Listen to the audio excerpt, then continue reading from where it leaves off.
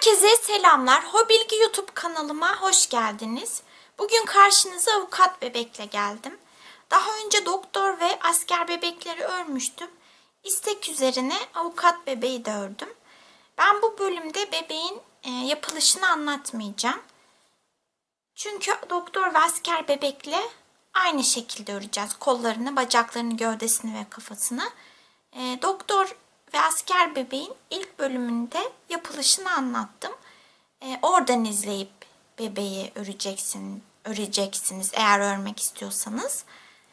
Bu bölümde peruk yapımını, elbisesini, ayakkabısını, cübbesini ve kepinin yapılışını anlattım. Bebekle ilgili biraz bilgi vermek istiyorum. Daha önce de söylemiştim, boyunun yüksekliği 25 santim.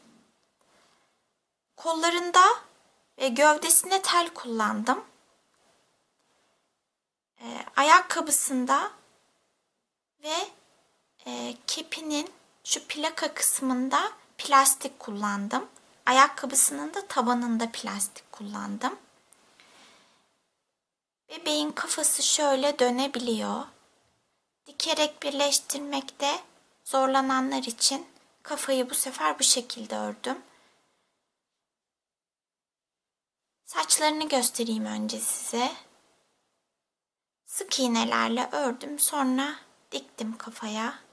Şöyle.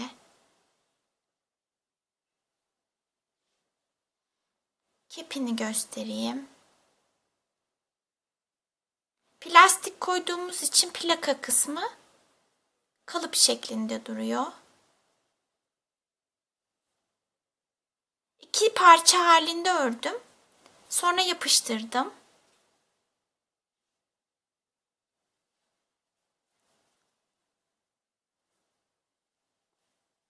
Cübbesi bu şekilde.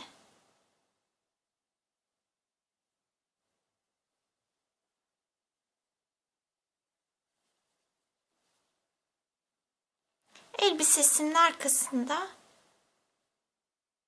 düğmeleri var. Giydirip çıkarabilirsiniz.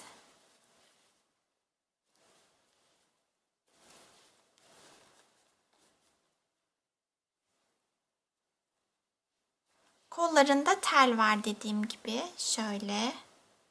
Önce ayakkabılarını çıkaralım.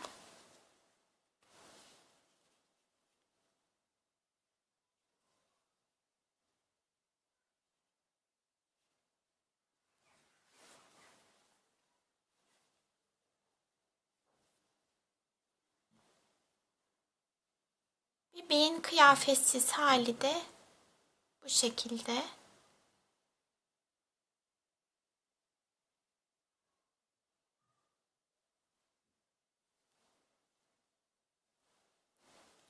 Bebeği örerken neler kullandım?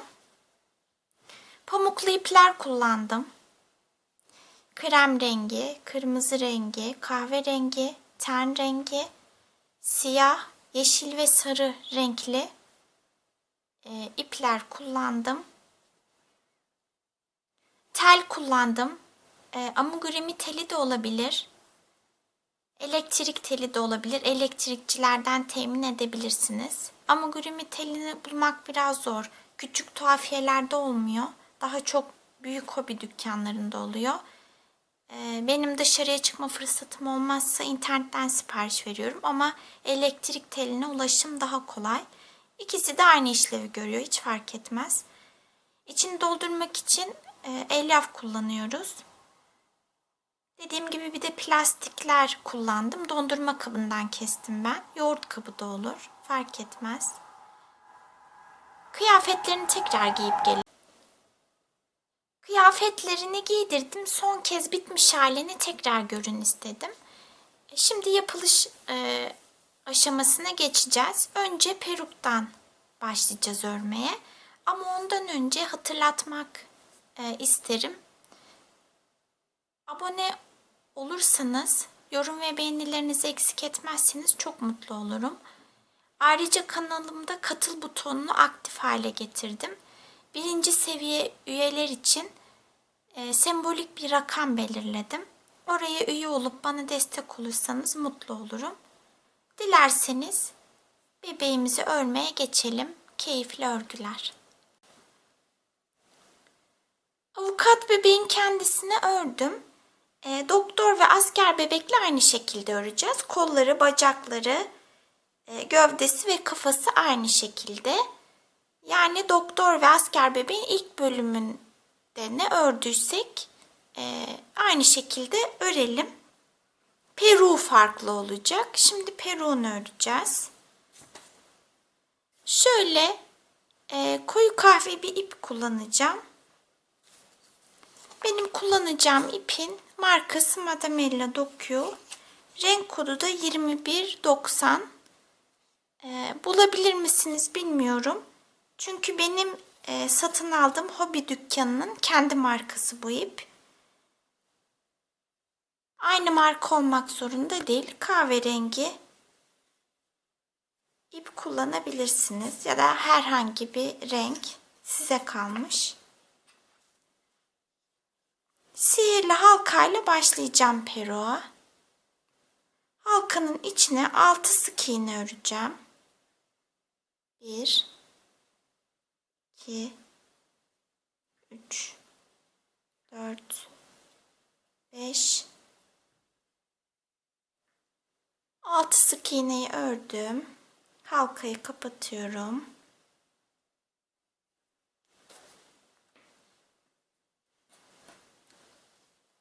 Her bir ilmeğe arttırma yapıyoruz. Yani 6 tane arttırma yapacağım.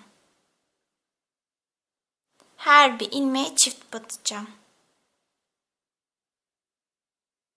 Bir arttırma yaptım.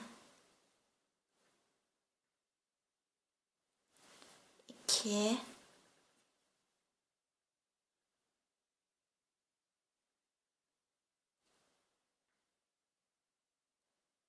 3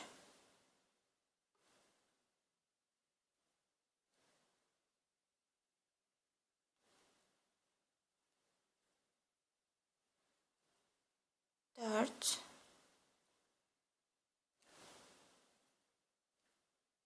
5 6 tane arttırma yaptım. İlmek sayım 12 oldu. Bu sırayı bilo'dan öreceğim. Yani şöyle arka ilmeklerden. Sadece şu arkadaki ilmekleri alıyorum. Bunlar değil, bunlar duracak. Bilo'dan öreceğim. Bir sık iğne, bir arttırma yapacağım. Bir sık iğne, bir arttırma. 6 kere. Bir sık iğne, bir arttırma. 2 kere yaptım.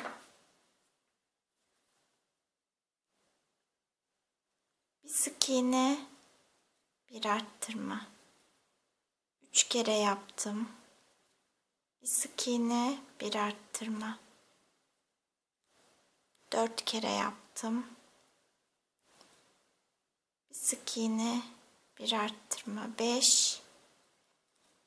Bir sık iğne, bir arttırma. 6 kere bir sık iğne, bir arttırmayı ördüm. İlmek sayım 18 oldu. Gözüküyor mu bilmiyorum ama şurada kısa çizgi halindeki ipler yani filolar kaldı. Şurada. Bunlara daha sonra saç öreceğiz. O yüzden bilo'dan ördük bu sırayı. Filolara saç örmek için.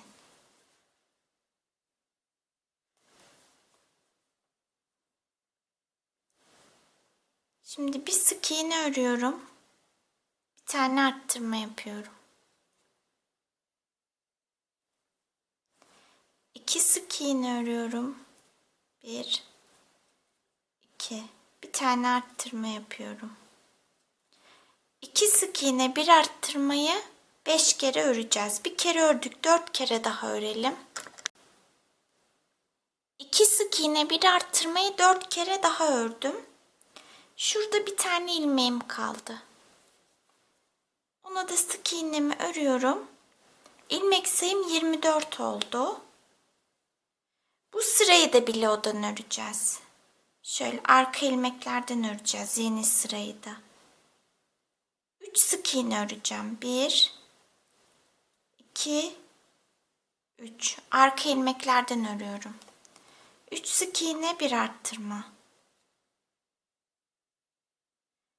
3 sık iğne, bir arttırmaya 6 kere örmeliyiz. Bir kere ördük, 5 kere daha örelim. Sıranın sonunda 30 sık iğnemiz olacak. Şu filolara daha sonra saç ekeceğiz.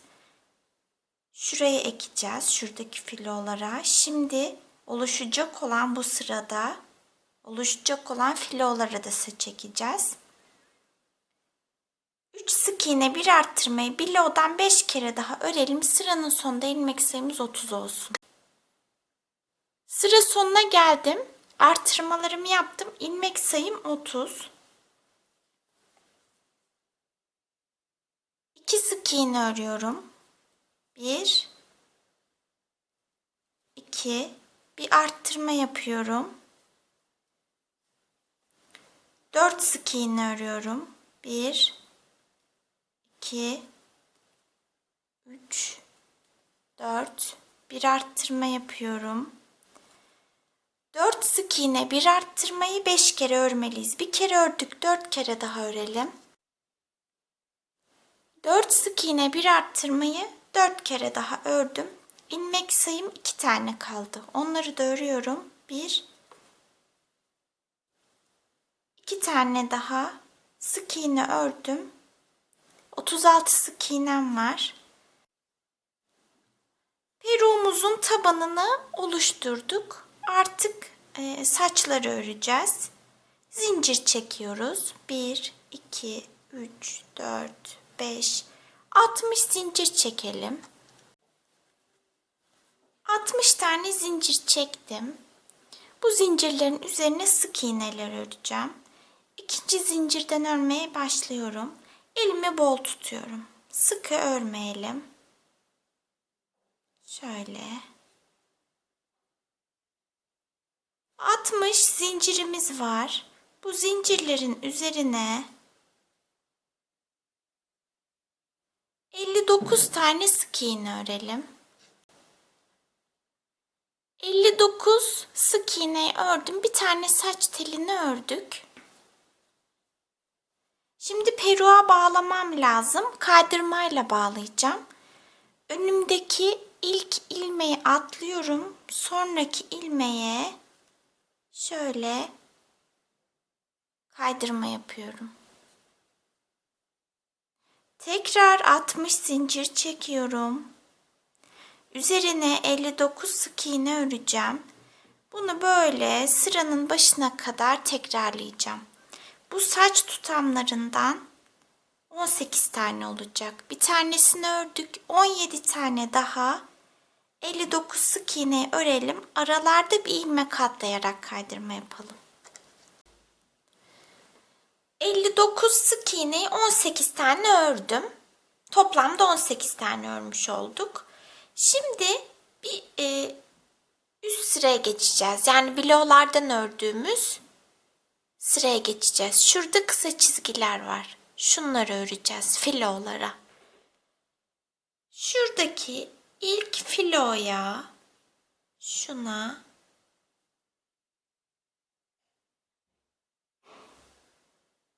buna kaydırma yapacağım.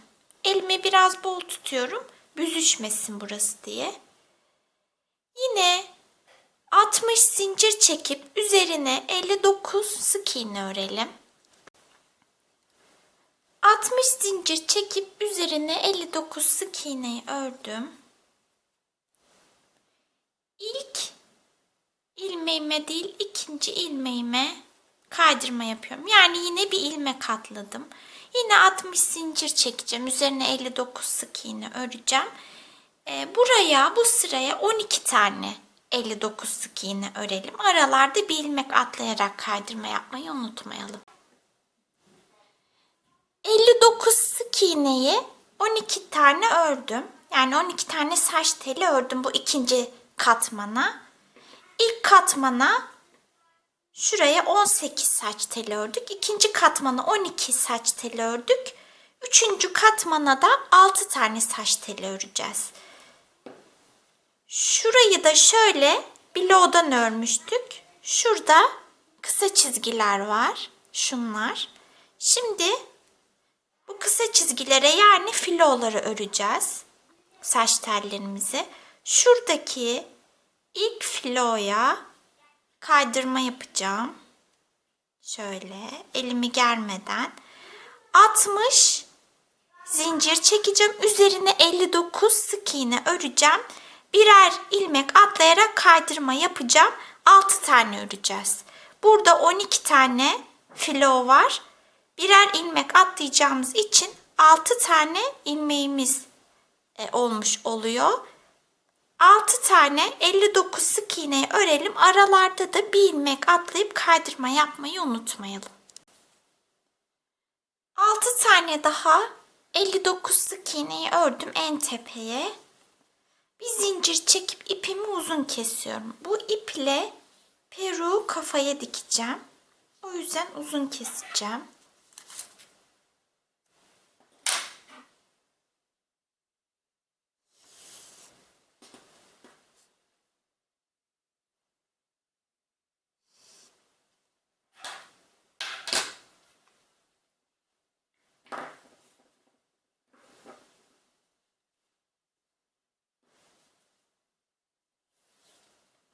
Peruğu şöyle kafaya yerleştiriyorum.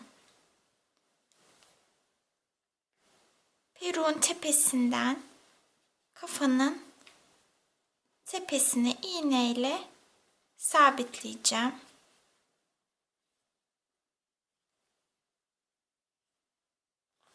Şu ilk sıradaki saçları dikeceğiz. Şunları.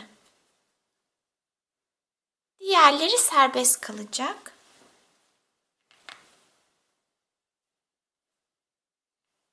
Şöyle kulağın arkasından dikmeye başlayacağım. Ya da yapıştırabilirsiniz bu saç tutamlarını. Şöyle yapalım. Şu peruğu sabitleyelim. Önce.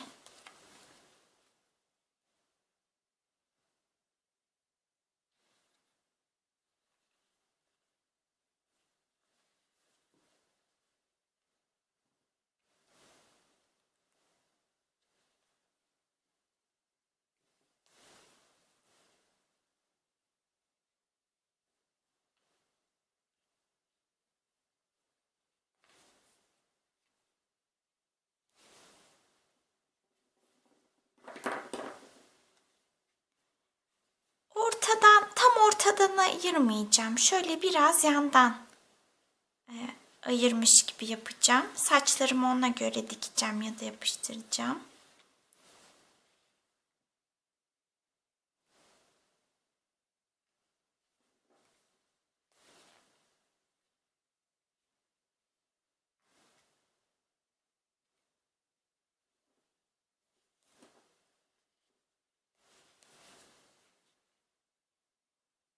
İlk sırada 18 saç tutamı yapmıştık.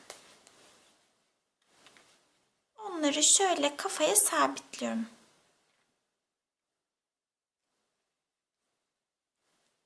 Burayı da aynı şekilde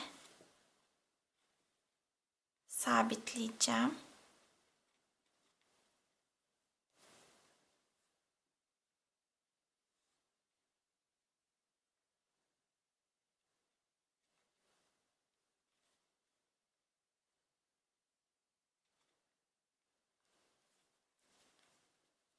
Şöyle şunları böyle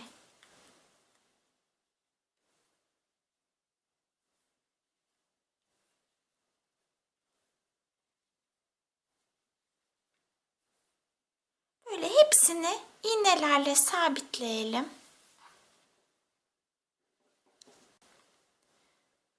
Peruğu şöyle iğnelerle sabitledim yerine.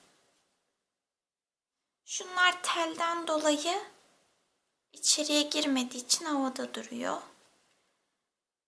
Şu iki tanesini kulak hizasında yapıştıracağım, dikeceğim. Diğerlerini kulaktan 3-4 sıra, 3 sıra aşağıya dikeceğim. Önce peruğu dikelim. İpimiz şurada. İğneye geçirdim ben. İpi uzun bırakmıştık perukta. Bu saçlar dediğim gibi serbest kalacak. Sadece ilk sıradaki saçları peruğa sabitleyeceğiz. İpimiz şurada, en tepede. O ipi şöyle aşağıdan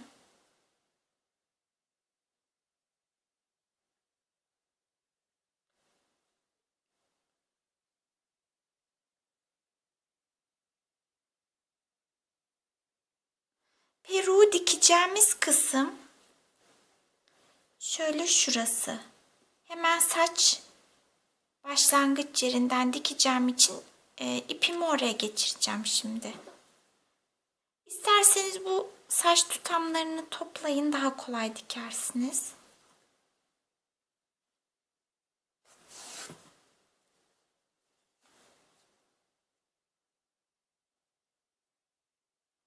Ben saçları da dikeceğim. O yüzden ipimi biraz fazla uzun kestim. Siz yapıştıracaksanız çok uzun kesmenize gerek yok. İpimi şimdi buraya geçirdim. Şimdi bir peruktan alacağım. Bir de kafadan alacağım. Şöyle.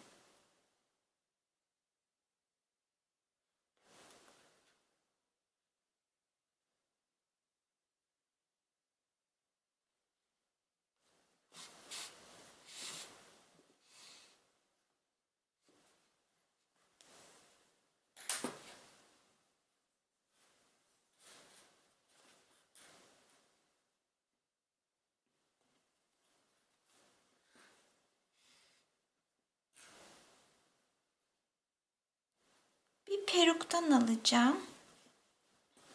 Bir de kafadan alacağım.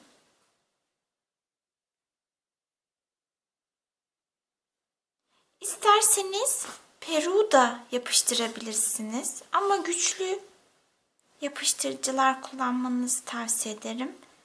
Kumaş yapıştırıcılar ne kadar güçlü olursa olsun çıkıyor. Sıcak silikon daha garanti.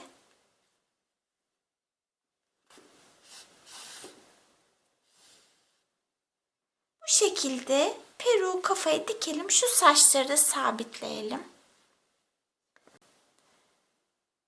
Peruğu kafaya diktim. Şöyle.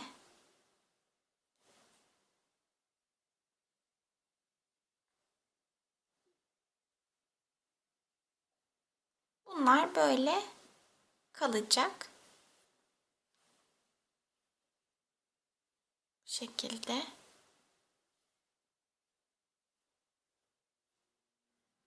Bebeğin peruğunu bitirdik. Artık elbiseyi örmeye geçebiliriz. Elbiseyi şöyle krem rengi iple öreceğim. Peria Baby Soft Cotton, renk kodu 18.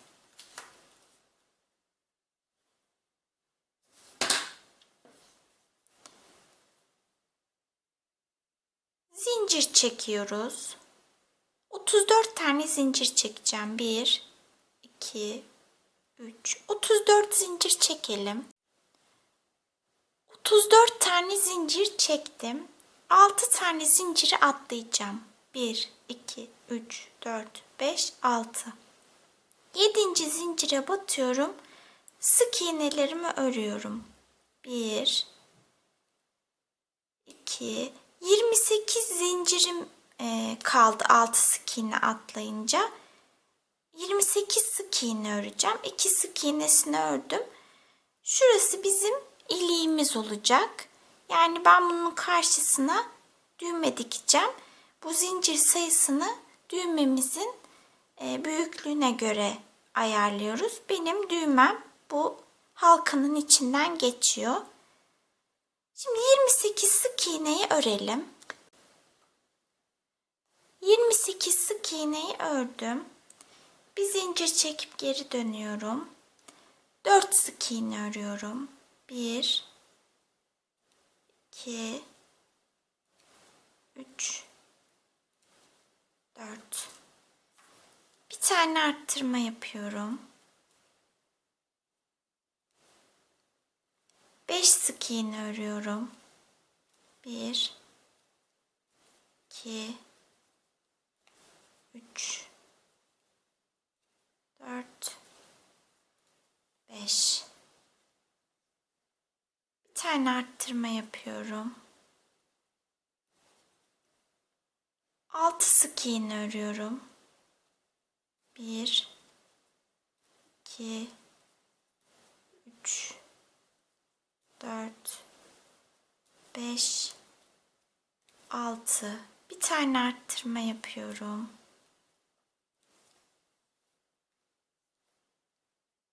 5 sık iğne örüyorum.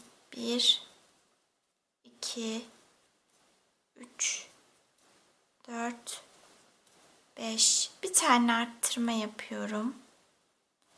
Kalan 4 sık iğneyi örüyorum. 1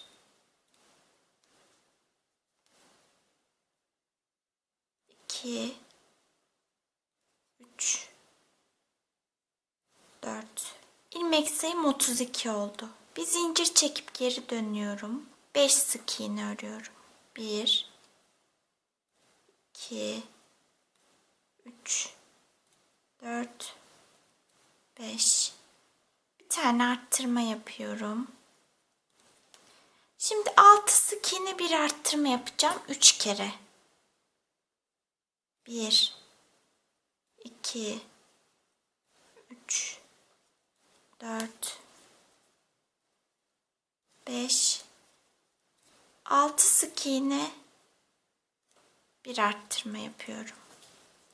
Bir kere yaptım. 1 2 3 4 5 6 sık iğne bir arttırma. 2 kere ördüm. Bir kere daha öreceğim. 1 2 3 4 5 6 sık iğne bir arttırmayı 3 kere ördüm. Kalan 5 sık iğneyi örüyorum. 1 2 3 4 5. İlmek sayım 36 oldu. Bir zincir çekip geri dönüyorum. 6 sık iğne örüyorum. 1 2 3 4 5 6. Bir tane arttırma yapıyorum. 7 sık iğne örüyorum. 1 2 3 4 5 6 7. Bir tane arttırma yapıyorum. Bu 6 sık iğne bir arttırma, 7 sık iğne bir arttırmayı bir kere daha öreceğim. 1 2 3 4 5 6 sık iğne bir arttırma, 7 sık iğne bir arttırma öreceğim. 1 2 3 4 5 6 7 sık iğne bir arttırma. Kalan 6 sık iğneyi örelim. 1 2 3 4 5 6. İlmek sayım 40 oldu.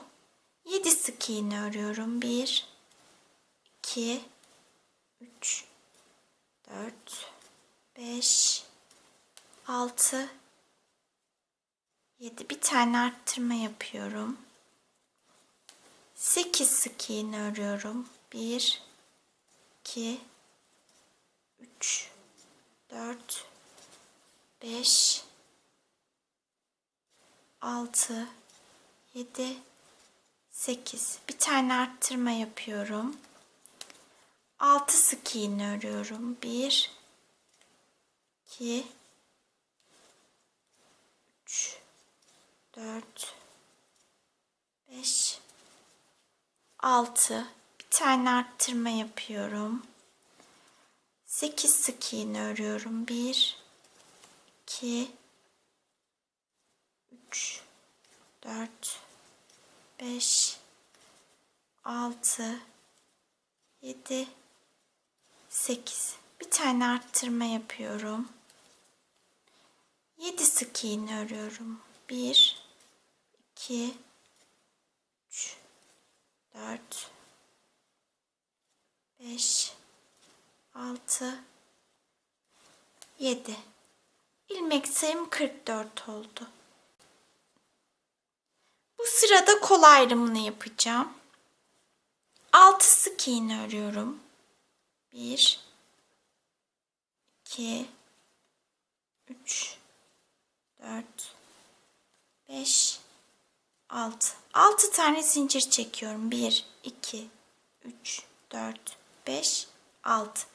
9 sık iğne atlayacağım. 1, 2, 3, 4, 5, 6, 7, 8, 9. 10'uncuya batıyorum. 14 sık iğne öreceğim.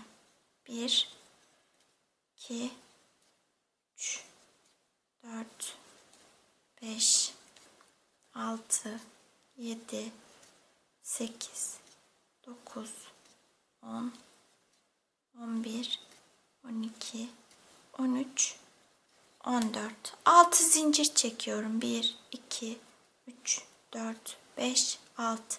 9 sık iğne atlayacağım. 1, 2, 3, 4, 5, 6, 7, 8, 9. Şimdi 6 sık iğne örüyorum. 1, 2, 3, 4, 5, 6.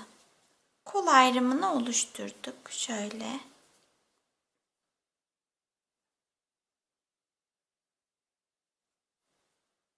Bir zincir çekip geri dönüyorum. Buraya 6 sık iğne örmüştüm. Örüyorum. 1, 2, 3, 4, 5, 6. 6 tane zincirim var. Zincirlerin düz yüzünü kendime çeviriyorum. Zincirlerin üzerine sık iğne örüyorum. 6 sık iğne öreceğim. 1, 2, 3, 4, 5, 6. Şu iki kol arasına 14 sık iğne örmüştük. 2, 3, 4, 5, 6, 7, 8, 9, 10, 11, 12, 13, 14. Zincirlerin üzerine 6 sık iğne örüyorum. Düz yüzünü kendime çevirdim. 1, 2, 3, 4, 5, 6. Buraya da 6 sık iğne örmüştüm. Örüyorum.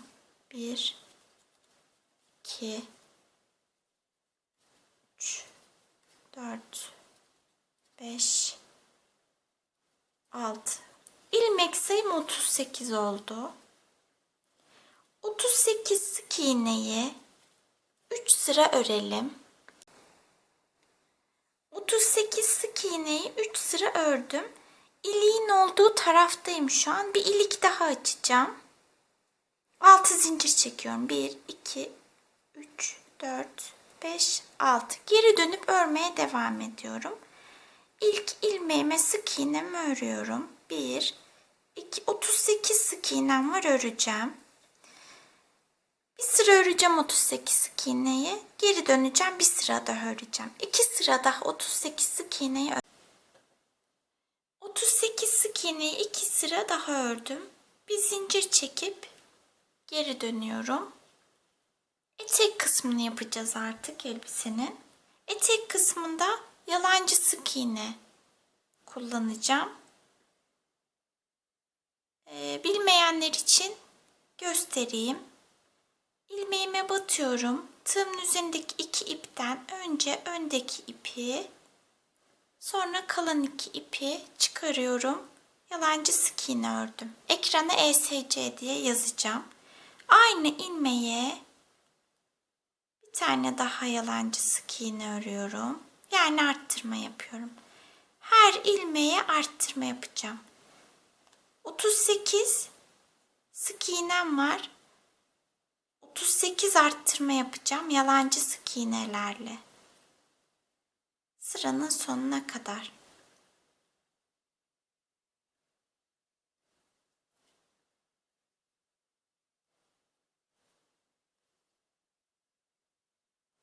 Sıranın sonuna kadar arttırmalarımızı yapalım. Sıra sonuna kadar arttırmalarımı yaptım. 38 arttırma yaptım. 76 yalancı sık iğnem oldu. Ben şimdi bir zincir çekip ipimi keseceğim. Bunu neden yapıyorum açıklayacağım. Şimdi biz bebe elbiseleri örerken bebeğin üzerine giydirip kolay giyip çıkarılabiliyor mu? Onu test ederek örüyoruz.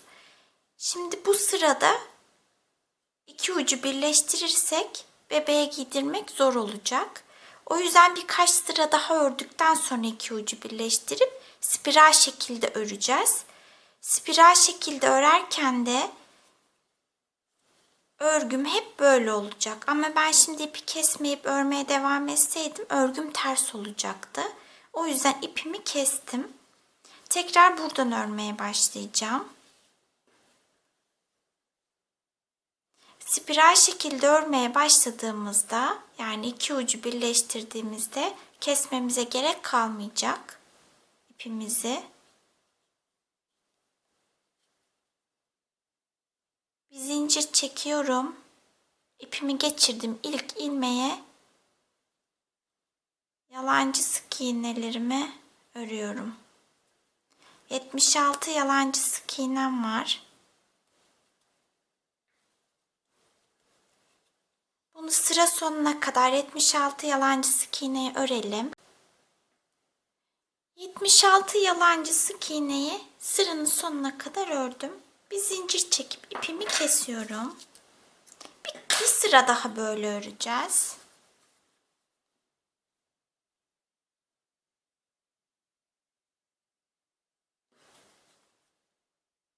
İlk ilmeğimden şuradan ipimi kestiğim yerden değil, diğer taraftan ipimi geçiriyorum.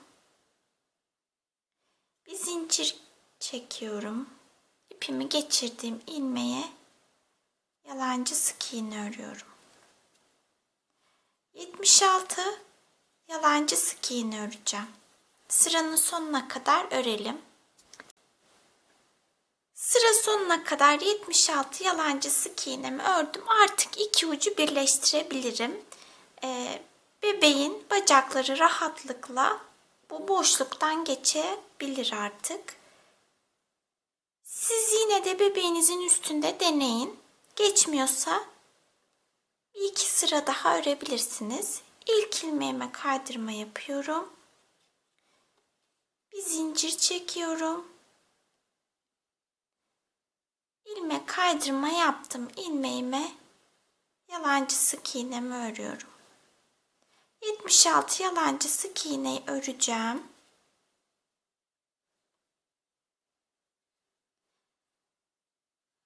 Her sıra sonuna geldiğimde kaydırma yapacağım. Bir zincir çekeceğim. Kaydırma yaptım. İlmekten örmeye başlayacağım. Elbisenin Uzunluğuna göre karar vereceğim. Ona göre belirleyeceğim kaç sıra öreceğimi. Şimdi ekranda belirtiyorum sizinle. Ördükten sonra da kaç sıra 76 yalancı sık iğne ördüysem sıra sayısı bilgisini sizinle paylaşacağım. 76 yalancı sık iğneyi 11 sıra boyunca ördüm. Uzunluğu bu kadar olacak. Şimdi etek ucu süslemesi yapacağız. İlk ilmeğime kaydırma yapıyorum. Hep sıra başlarında böyle yapıyorduk, söylemiştim. Şimdi ikili trabzan öreceğim için 2 tane zincir çekiyorum. 1, 2. Tığım üzerine ip aldım. Kaydırma yaptım. İlmeğe batıyorum. Önce öndeki 2 ipi, sonra kalan 2 ipi çıkarıp ikili trabzan örüyorum. Aynı ilmeğe bir tane daha ikili trabzan öreceğim. Bu sıra boyunca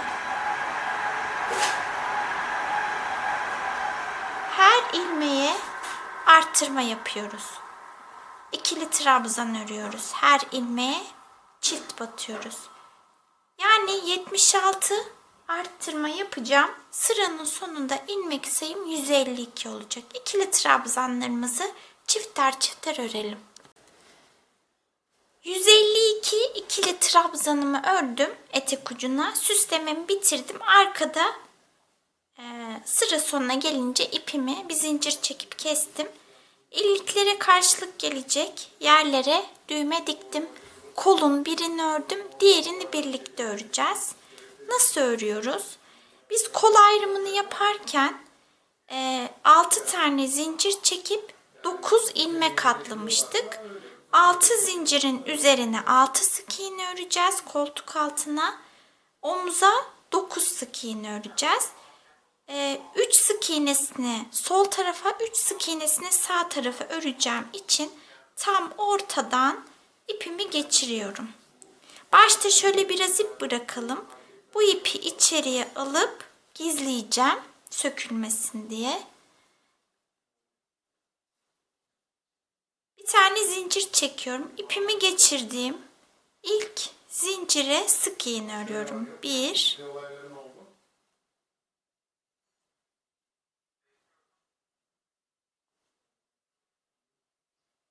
2, 3 sık iğne ör. Omuza 9 sık iğne örüyorum. 1, 2,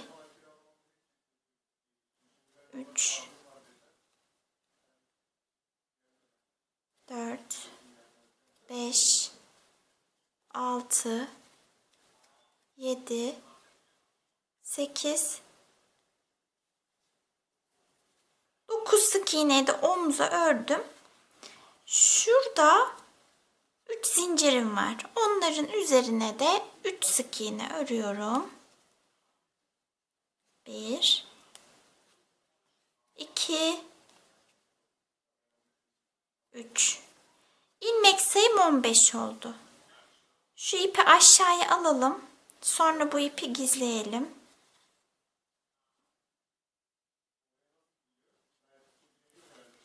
Spiral şekilde öreceğiz. O yüzden işaretleyici ipimizi alıyoruz. 15 sık iğneyi öreceğim. İlk ilmeğime sık iğnemi yapıyorum. Sık iğnelerin üzerine sık iğneler örüyorum. 2 sıra daha 15 sık iğneyi örelim. 15 sık iğneyi 2 sıra ördüm. Kolu bitirdik. Fakat ipi burada kesmeyeceğim. Sol kolda son ilmekte ipimi kesmiştim. Şöyle elbiseyi giydirdiğimizde bebeğe son ilmeğim arkada kalıyor sol kolda. Ama sağ kolda şöyle önde kalıyor. İpi kestiğimde çirkin bir görüntü olacak. O yüzden 3 sık iğne daha öreceğim.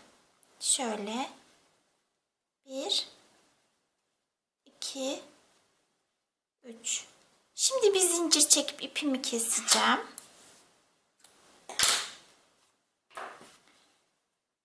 Bebeğe elbiseye giydirdiğimizde şu son ilmeğim Yani ek yer arkada kalacak. Daha güzel bir görüntü oluyor.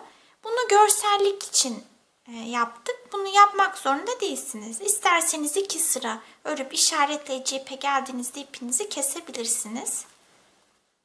Elbisemizi bitirdik bu şekilde. Şimdi ayakkabı yapımına geçelim. Ayakkabının tekini ördüm. Diğerini birlikte öreceğiz. Krem rengi iple başlıyoruz.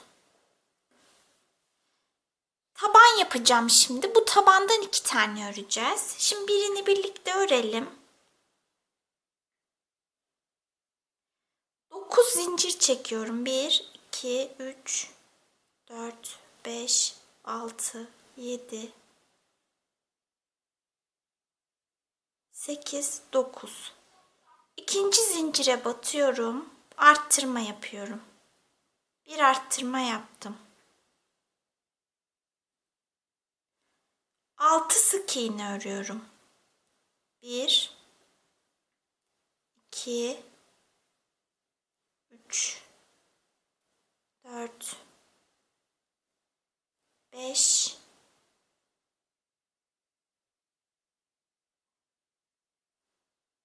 6 sık iğne ördüm. Bir tane zincirim kaldı. Onun içine 4 kere batacağım. 4 sık iğne öreceğim. 1, 2, diğer ikisini karşıya geçerek örüyorum. 3, 4.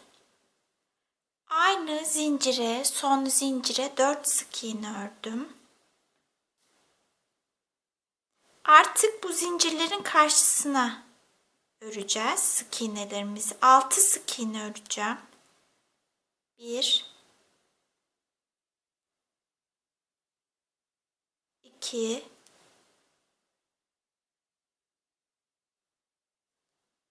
3,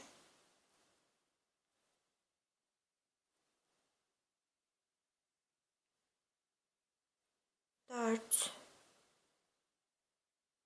5, 6 sık iğne ördüm. Bir tane zincirim kaldı. Bu zincire arttırma yapıyorum. Artırmamı yaptım. İlmek sayım 20 oldu. İkinci sıraya geçiyorum. 2 tane arttırma yapacağım.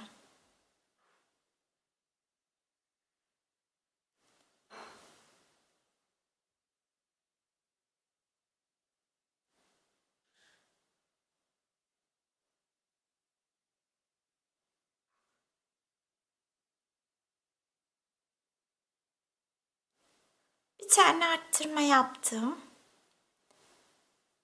2 tane arttırma yaptım. 6 sık iğne örüyorum. 1,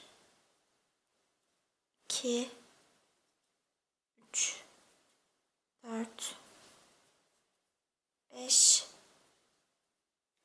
6. 4 tane arttırma yapıyorum. 1,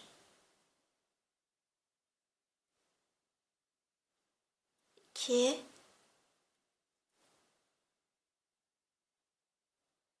3,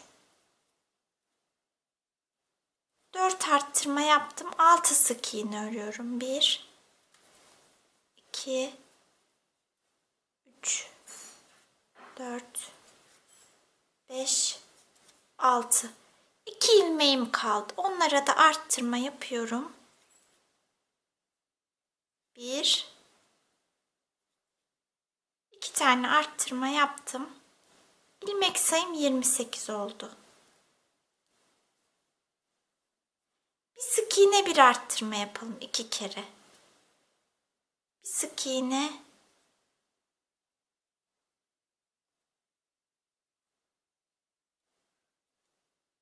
bir arttırma. Bir kere yaptım. Bir sık iğne, bir arttırma. 2 kere bir sık iğne bir arttırma ördüm. 6 sık iğne örüyorum. 1, 2, 3, 4, 5, 6. Bir sık iğne bir arttırmayı 4 kere örüyorum. Bir sık iğne bir arttırma, bir kere ördüm.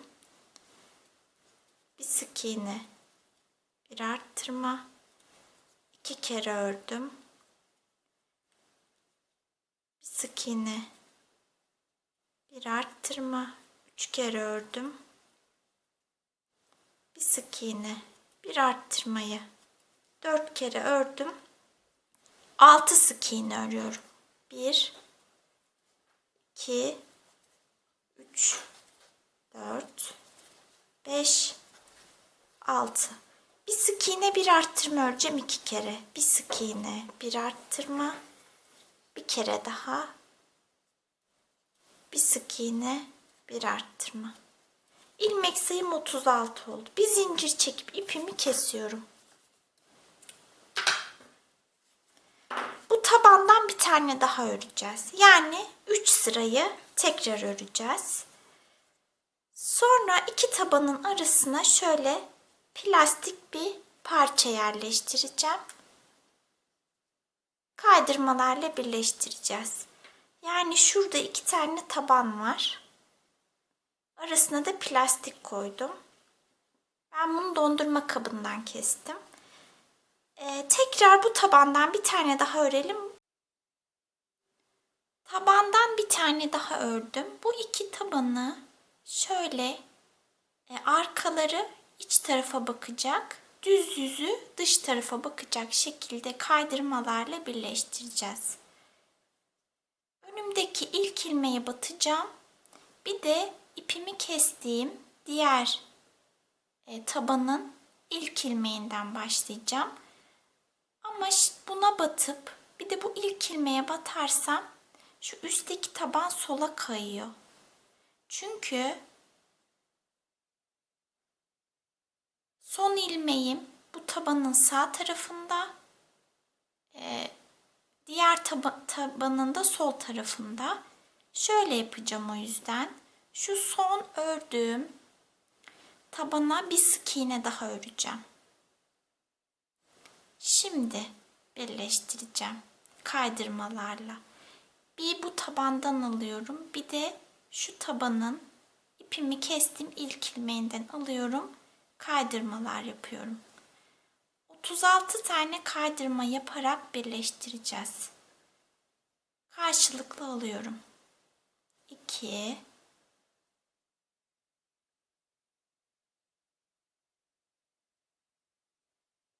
3,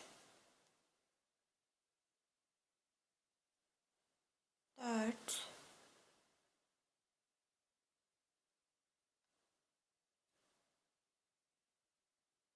5. Kaydırmaları çok sıkı yapmayalım. 6, 7, 36 kaydırma yapacağım. Şu plastik parçayı da iki tabanın arasına alacağım. Bu şekilde 36 kaydırma yapalım. Sıranın sonuna gelelim. 36 kaydırma yaptım. Şöyle. Şimdi ipimi keseceğim. Kırmızı ipe geçeceğiz. Bu ipleri sonra gizleyeceğiz. Kırmızı ipimi göstereyim size markasını. Gazzal Jeans, renk kodu 1137.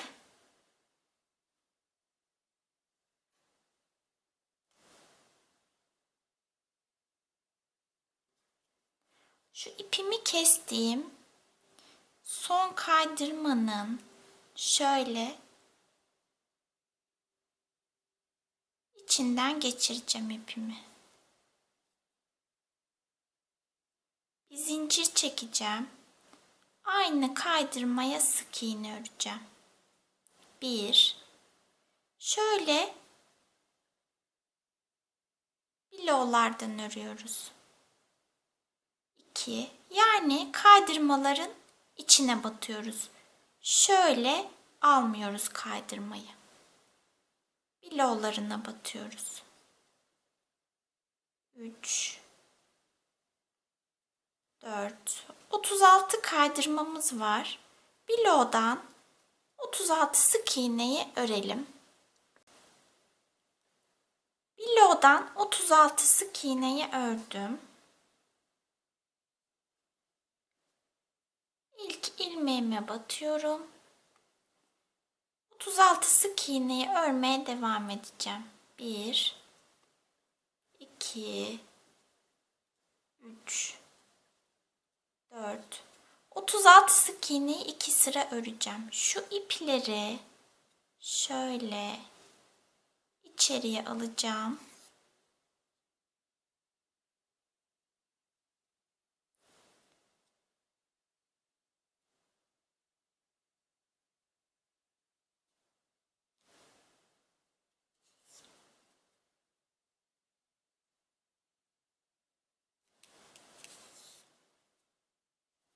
İçeride düğümleyeceğim bu ipleri.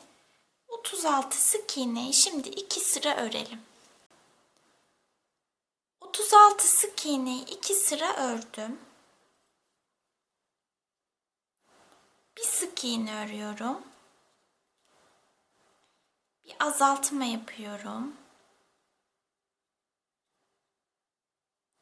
7 sık iğne örüyorum. 1 2 3 4 5 6 7 2 sık iğne bir azaltma yapıyorum. 4 defa yapacağım bunu. 2 sık iğne bir azaltma, bir kere yaptım. 1 2 sık iğne bir azaltma, 2 kere ördüm. 1 2 sık iğne bir azaltma, 3 1 2 sık iğne bir azaltmayı 4 kere ördüm. 7 sık iğne örüyorum. 1 2 3 4 5 6 7 bir azaltma yapıyorum. Kalan bir sık iğneyi örüyorum. İlmek sayım 30 oldu. 7 sık iğne örüyorum. 1 2 3 4 5 6 7 2 sık iğne bir azaltma yapacağım 4 defa. 2 sık iğne bir azaltma, bir kere yaptık. 1 2 sık iğne bir azaltma, 2 1 2 sık iğne bir azaltma, 3 1 2 sık iğne bir azaltmayı 4 kere ördüm. Kalan 7 sık iğne örüyorum. 1 2 3 4 5 6 7 ilmek sayım 26 oldu. 8 sık iğne örüyorum. 1 2 3 4 5 6 7 8 6 tane zincir çekiyorum. Elimi bol bırakıyorum. 1 2 3 4 5 6 10 ilmek atlayacağım. 1 2 3 4 5 6 7 8 9 10 11.'ye batıyorum. 8 sık iğne örüyorum. 1 2 3 4 5 6 7 8 bir zincir çekip ipimi kesiyorum.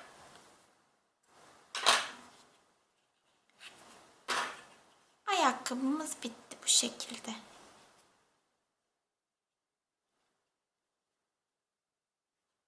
Cübbeyi örmeye geçebiliriz.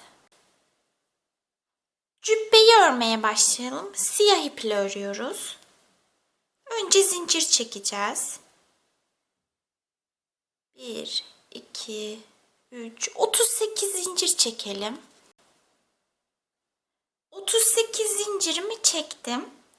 Tekli trabzanlar yapacağım. Tığımın üzerine ip alıyorum. 1, 2, 3. zincirden örmeye başlıyorum. Yani 2 zincir atladım.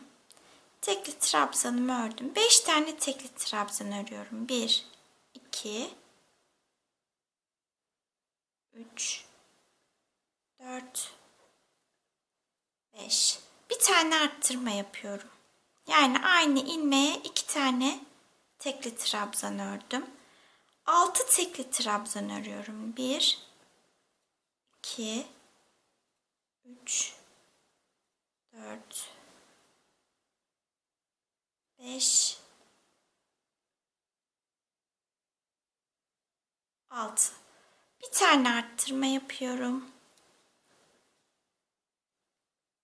10 tane tekli trabzan örüyorum. 1, 2, 3, 4, 5, 6, 7, 8, 9, 10. Bir tane arttırma yapıyorum. 6 tane tekli trabzan örüyorum. 1, 2, 3, 4, 5, 6. Bir tane arttırma yapıyorum. 5 tane tekli trabzan örüyorum. 1, 2, 3, 4, 5. İlmek sayım 40 oldu. 2 tane zincir çekiyorum. 1, 2. Geri dönüyorum.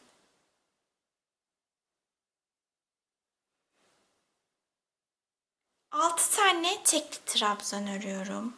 1, 2, 3, 4, 5, 6.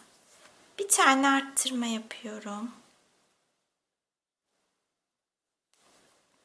7 tane tekli trabzan örüyorum. 1, 2, 3, 4, 5, 6, 7. Bir tane arttırma yapıyorum. 11 tekli trabzan örüyorum. 1, 2, 3, 4, 5, 6, 7, 8, 9, 10, 11. Bir tane arttırma yapıyorum. 7 tekli trabzan örüyorum. 1, 2, 3,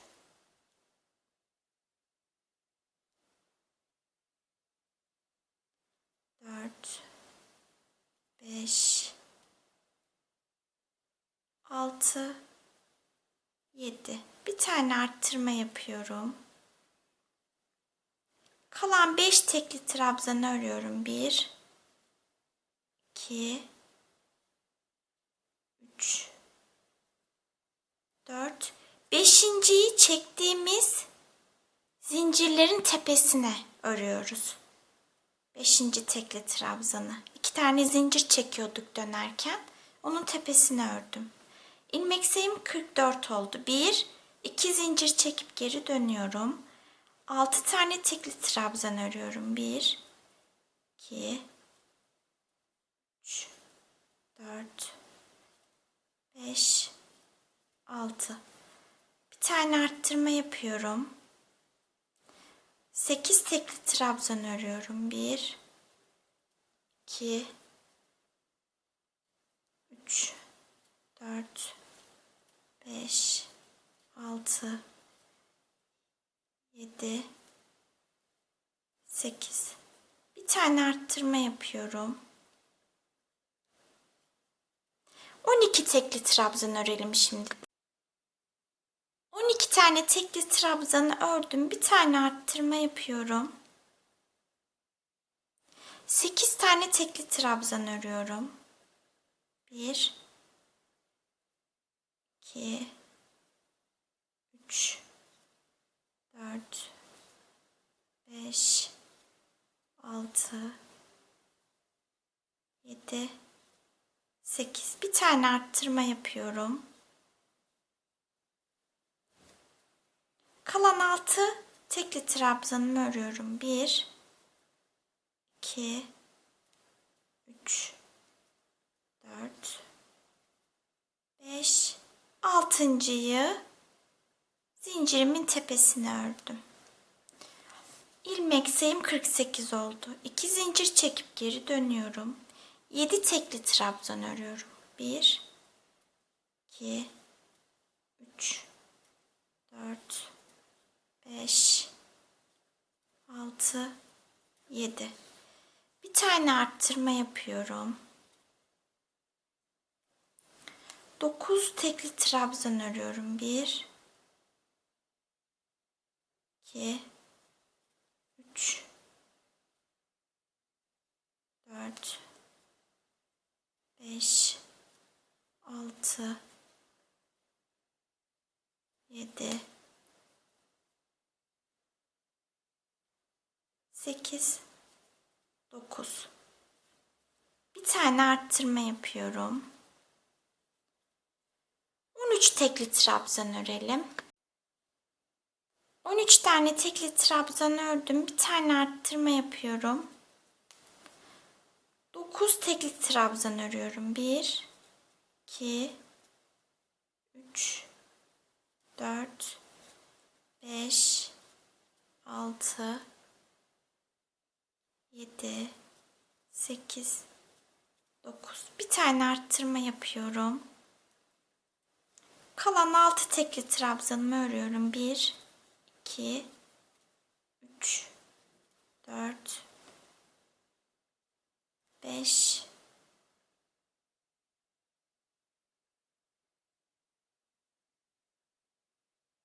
6.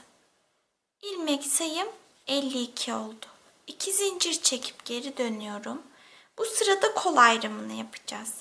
Önce 8 tane tekli trabzan örüyorum. 1, 2, 3, 4, 5, 6, 7, 8. 5 zincir çekiyorum. 1, 2, 3, 4, 5. Tığımın üzerine ip aldım. 10 tane ilmek atlayacağım. 1, 2, 3, 4, 5, 6, 7, 8, 9, 10. 11.'ye battım. Tekli trabzanımı örüyorum. 1, 2, 16 tane tekli trabzan öreceğim. 3, 4, 5, 6, 7, 8, 9, 10, 11, 12, 13, 14, 15, 16. 5 zincir çekiyorum. 1, 2, 3, 4, 5. 10 ilmek atlayacağım. 1, 2, 3, 4, 5, 6, 7, 8, 9, 10. 8 tane tekli trabzan örüyorum. 1, 2, 3, 4, 5,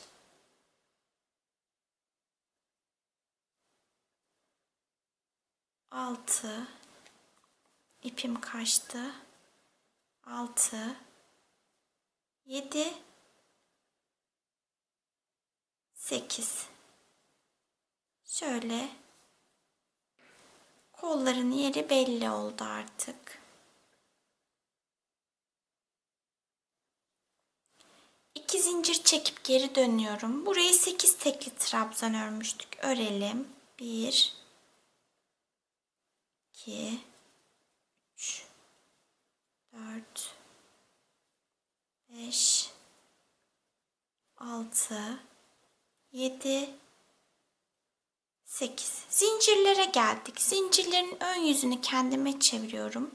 5 zincirin üzerine 5 tekli trabzan öreceğim. 1, 2, 3,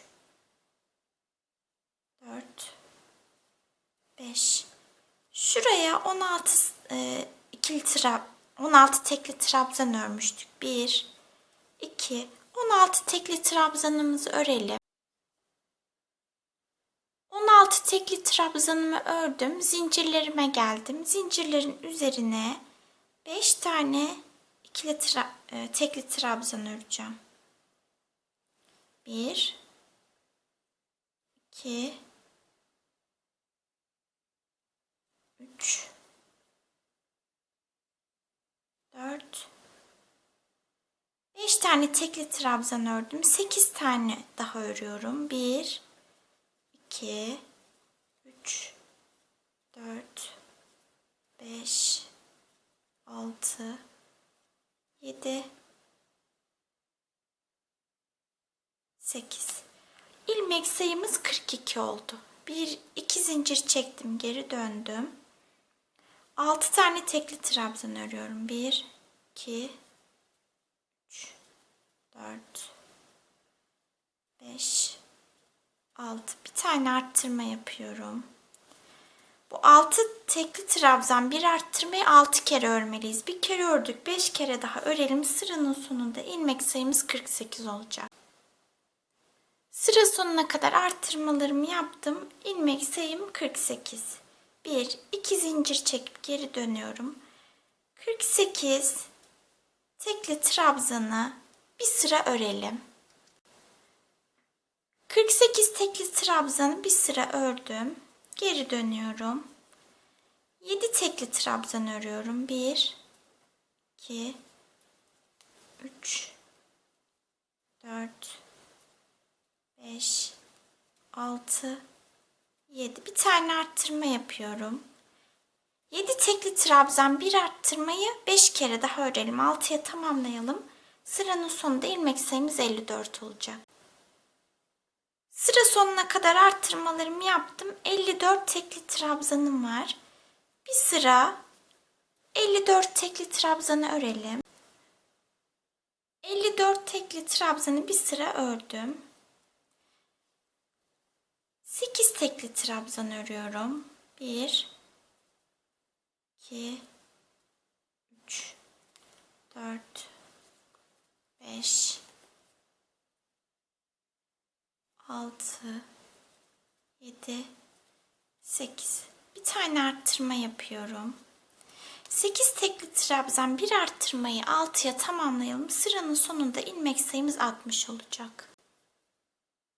Sıra sonuna kadar arttırmalarımı yaptım. 60 tekli trabzanım var. Artık 60 tekli trabzanı düz bir şekilde öreceğim.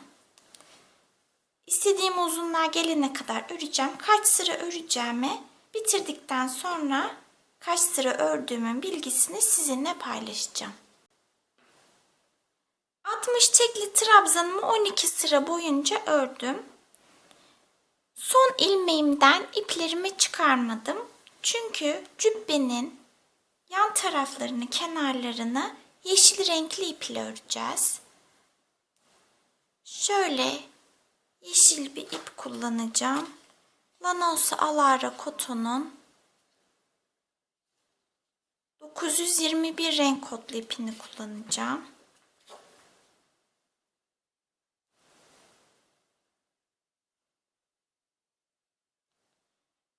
Yeşil ipimi siyah iplerin arasından geçiriyorum.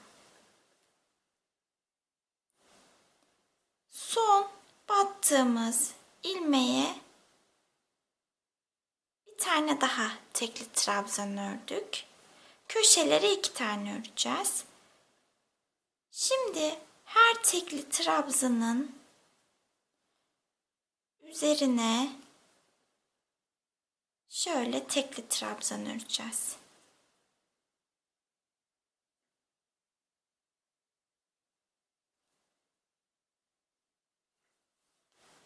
Zincirlere gelene kadar böyle tekli trabzanlarımızı örelim. Kenarlara tekli trabzanlarımı ördüm yeşil ipimle.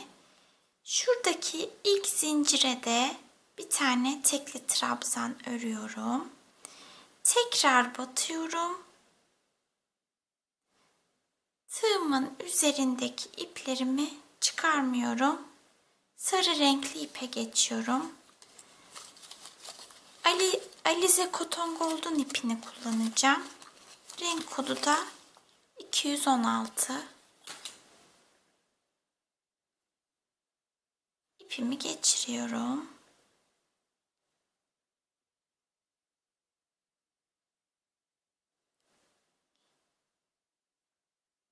Zincirlerimin üzerine tekli trabzanlar öreceğim. Sıranın sonuna kadar tekli trabzanlarımızı örelim. Zincirlerin üzerine 36 tekli trabzan ördüm. 36 tane. 36. tekli trabzanımdan yeşil ipimi geçiriyorum. Son zincire bir tane de yeşil iple tekli trabzan örüyorum. Şimdi yine şöyle kenara tekli trabzanlarımı öreceğim. Örelim sıranın sonuna kadar tekli trabzanlarımızı. Kenarları yeşil renkli iple trabzanlarla çevreledim. Şimdi yaka yapacağız kırmızı iple.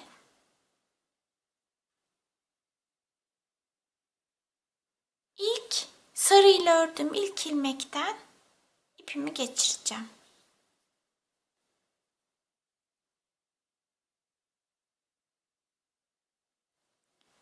Bir, iki zincir çekiyorum. İpimi geçirdiğim ilmeğe tekli trabzanımı örüyorum.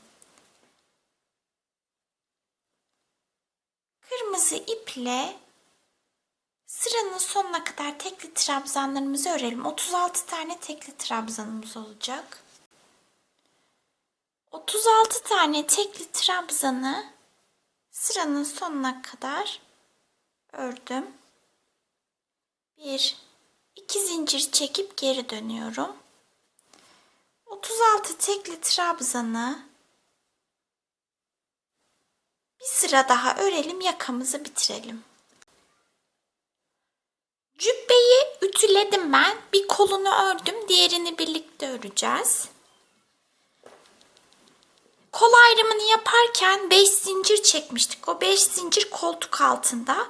10 tane de sık iğneye atlamıştık. Onlar da omuzda bulunuyor.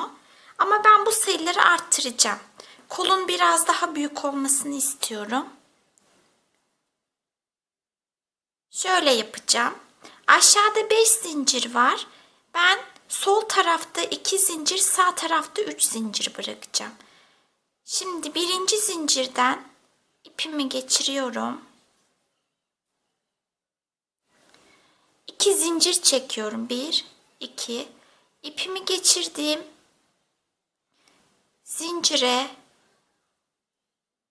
tekli trabzan yapıyorum. Bir tane daha yapıyorum. Yani ilk zincire arttırma yapıyorum. İkinci zincire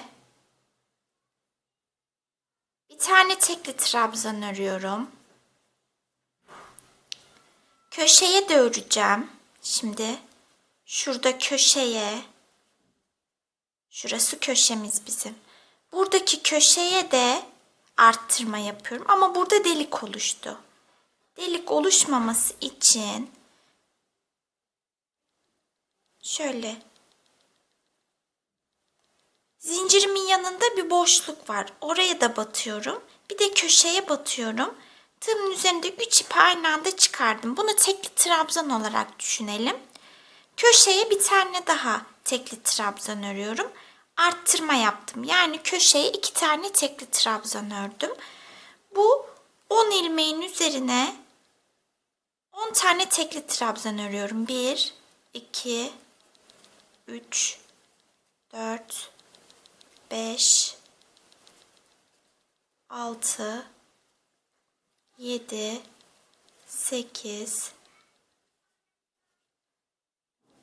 9, 10 tane tekli trabzan ördüm. Yine köşeye 2 tane, şuraya 2 tane tekli trabzan öreceğim. Yani arttırma yapacağım.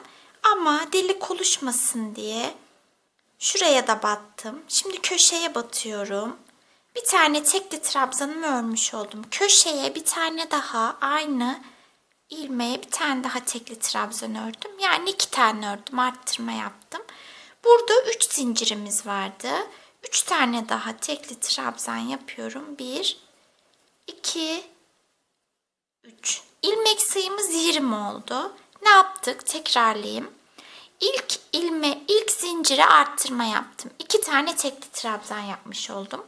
İkinci zincire de bir tane yaptım. 3 tane koltuk altının sol tarafında var. Köşeye 2 tane yaptım. Çift battım yani. 5 oldu. Omzu 10 tane yaptım. 15 oldu. Köşeye 2 tane yaptım. Arttırma yaptım. 17 oldu. Koltuk altının sağ tarafına da 3 tane tekli trabzanımı ördüm. 20 tane tekli trabzanım var. Şimdi spiral şekilde örmeye devam edeceğiz. İlk ilmeğime batıyorum. Tekli trabzanımı örüyorum. Böyle hiç zincir çekmeyeceğiz başlarda. Bu şekilde tekli trabzanlarımızı öreceğiz böyle. 5 sıra 20 tekli trabzanı örelim. 20 tekli trabzanı 5 sıra boyunca ördüm. Son ilmekten iplerimi çıkarmadım tığdan. Renk değiştireceğiz. Yeşile geçeceğiz. Yeşil iple de 20 tekli trabzanımı örmeye devam edeceğim. 20 tekli trabzanı yeşil iple 2 sıra boyunca öreceğiz, bitecek. Şunu belirtmek istiyorum. Bu kolda, sol kolda renk geçişini biz ön tarafta yapmadık. Arka tarafta kaldı. Burada gözükecek. Fakat sağ kolda şöyle ön tarafa geliyordu. Ben siyah iple son sırayı 4 ilmek fazla ördüm. Ondan sonra renk değiştirdim. Yani şurada değiştirdim. 1, 2, 3, 4. Aslında şurada bitiyordu sıramız. 4 tane daha tekli trabzan ördüm. Son sırada siyah iple. Sonra yeşil ipe geçiş yaptım. 2 sıra yeşil iple 20 tekli trabzanı örelim, kolumuzu bitirelim. Cübbeyi bitirdik. Böyle oldu. Şimdi kepi öreceğiz. Önce kepin üst kısmını, plaka kısmını yapacağız. Zincir çekeceğiz. 26 tane zincir çekiyorum. 1, 2, 3, 4, 5, 6, 7, 8, 9, 10, 11, 12, 13, 14, 15, 16, 17, 18, 19, 20, 21, 22, 23, 24, 25, 26. Sık iğneler öreceğim. İkinci zincirden başlıyorum. Sık iğne ördüm. 1, 2, 3. Zincirlerin üzerine 25 sık iğne örelim. Zincirlerin üzerine 25 sık iğneyi ördüm. Bir zincir çekip geri dönüyorum. 25 sık iğneyi örmeye devam ediyorum. Böyle. 25 sık iğneyi 26 sıra boyunca örelim. 25 sık iğneyi 26 sıra ördüm. Kepin üst kısmını, plaka kısmını bitirdim. Bundan bir tane daha öreceğiz. Ve aralarına şöyle plastik parça koyup dikeceğiz. Şöyle. Kep daha üst kısmı kalıp şeklinde dursun diye. Dilerseniz 2 tane örmekle uğraşmayıp kolalayabilirsiniz örgüyü. Ben beklemek istemediğim için böyle yapmayı tercih ediyorum. Bundan bir tane daha örelim.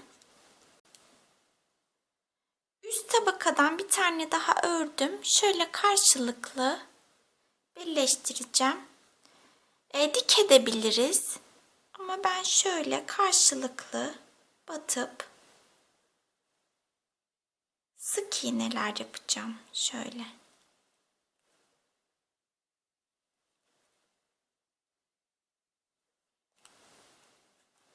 Dikmek size kolay geliyorsa dik edebilirsiniz. Hiç fark etmez. Böyle sık iğnelerle çevreleyeceğiz.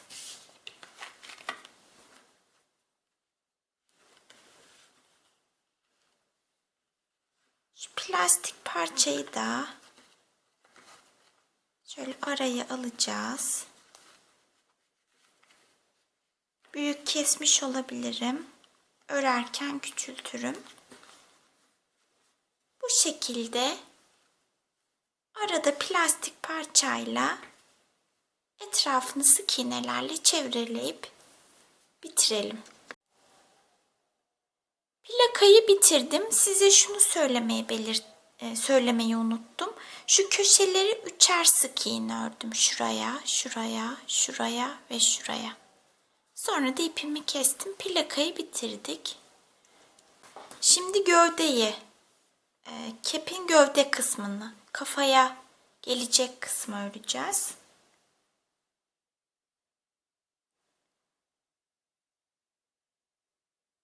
Zincir çekiyoruz. 1, 2, 3, 54 zincir çekelim. 54 zinciri çektim. Şöyle düz yüzü bana bakacak şekilde ilk zincirimize sık iğnemizi yapıyoruz. 1,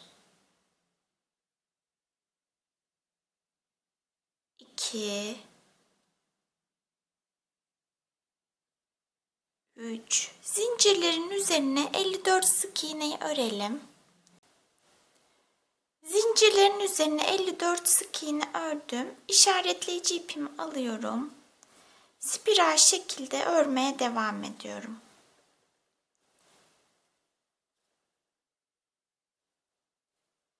...54 sık iğneyi 5 sıra boyunca örelim.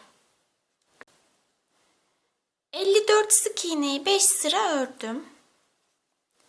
Şimdi 22 sık iğne örüyorum. 1, 2, 22 sık iğneyi örelim. 22 sık iğneyi ördüm. Bir tane tekli trabzan örüyorum. Bir tane ikili trabzan örüyorum. Bir de üçlü trabzan öreceğim. Tığımın üzerine 2 tane ip doladım. Önce öndeki 2 ipi, sonra 2 ipi, sonra da 2 ipi tığdan çıkardım. Üçlü trabzan yaptım. Tekrar ikili trabzan yapıyorum. Bir tane de tekli trabzan yapıyorum.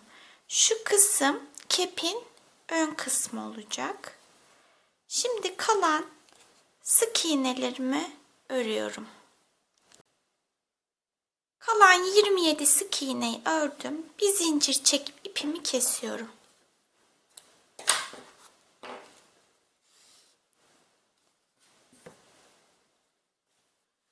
Şimdi şu plakayı şöyle üstüne dikeceğiz. Şöyle olacak.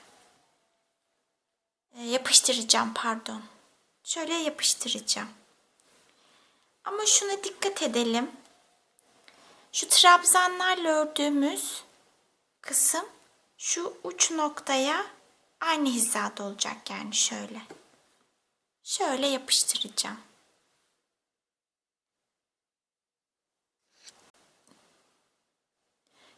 Plakayla şapkanın gövdesini birbirine yapıştırdım. Şöyle. Burası uç kısma denk gelecek şekilde yapıştırdım. Şimdi püskülü yapmaya geçelim. Şöyle 10 santim uzunluğunda karton kestim. Buna saracağım ipimi.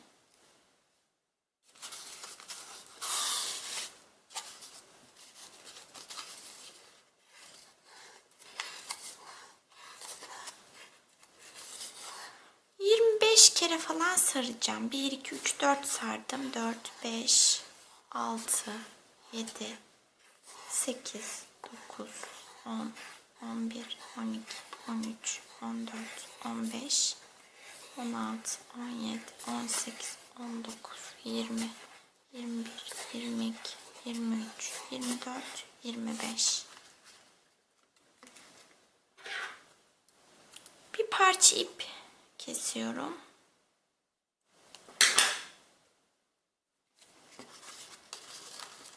Şöyle tutalım. Burayı da keselim.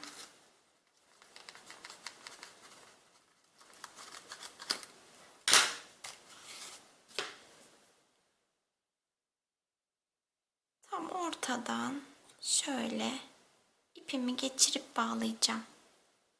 Bu ipi çok sıkmayacağım. Şuradan geçirip bağladığım ipi. Daha sonra şuradan tığımızı geçireceğiz. Zincir çekeceğiz.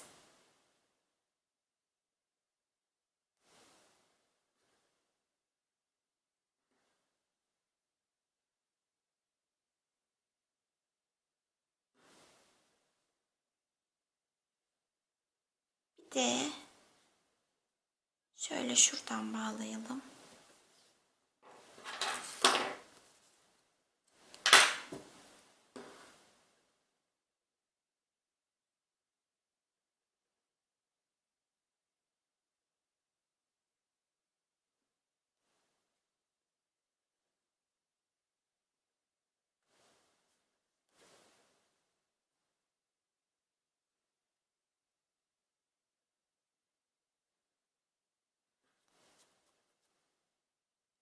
Şurayı da saç düzleştiricisiyle düzleştirelim ya da ütüleyelim.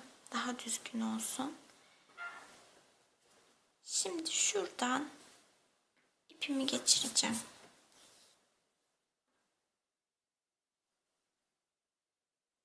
Yirmi zincir çekiyorum. 1, 2, 3, 4, 5, 6, 7, 8, 9, 10, 11, 12, 13, 14, 15, 16, 17, 18, 19, 20.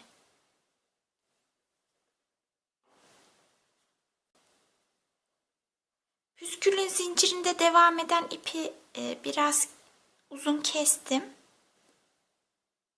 Artık kepe yerleştirme kısmını, monte kısmını göstereceğim. Şöyle yapacağım. Ön kısım burası. Şu diğer uca yakın bir yerden şöyle geçireceğim. Buradan çıkıyorum. Şöyle olacak.